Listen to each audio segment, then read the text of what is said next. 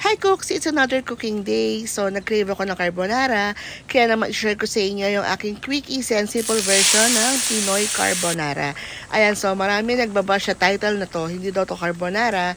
Pero kayo na pong bahalang magbigay ng title kung ayaw yung i-claim na carbonara to. Ganon. O diba, umpisa palang disclaimers agad. So, ayan na nga yun, no? Nagluto na tayo ng pasta. Tapos itong bacon ko, na-render ko lang yung fats dyan para lumabas yung oil. Ganon, kung ganon man yung tawag doon. And then ito yung isang lata ng buttons mushroom na hiniwa-hiwa ko kasi wala akong nabiling slice. So, ayan, in-slice ko siya. And then, pinabrown ko siya kasi mas masarap talaga yung mushroom pag binabrown. Lumalabas yung tunay na lasa. Pag hindi nyo yung binrown, para lang yung kumakain ng goma. Ganun. So, ayan na nga, nagisa ako ng bawang sibuyas. Para paminsan-minsan, pag tinatamad ako, hindi na ako nagigisa ng bawang sibuyas. Diretso na eh. So, ayun na nga, ibili ko na nga yung mushrooms and then naglagay na ako ng 2 lata ng gatas. Evaporated milk po yung ginamit ko dito.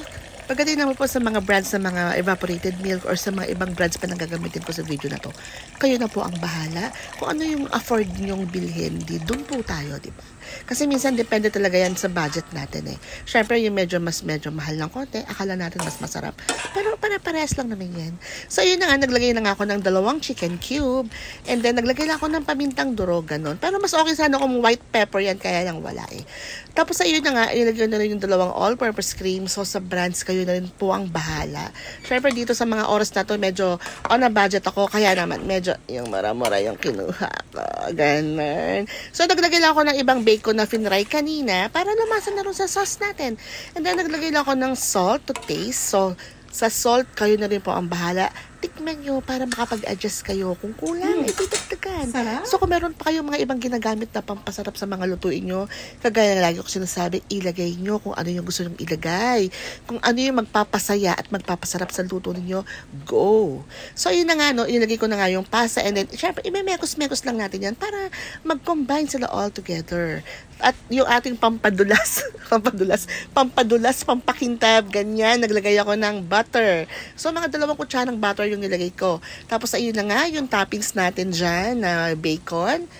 Inilagay ko na din dyan. Pero nagtabi para naman akong pang-under para mamaya sa plating. So, ayan, sana po yung nagustuhan niyo yung aking version ng carbonara. Very quick, easy, and simple lang yan. Mga mi, kayang-kaya nyo yung gawin. And I'm sure na marami sa nga mamsis natin dito ngayon ang nanonood na nakapagluto na lang ganitong klase ng Pinoy style carbonara.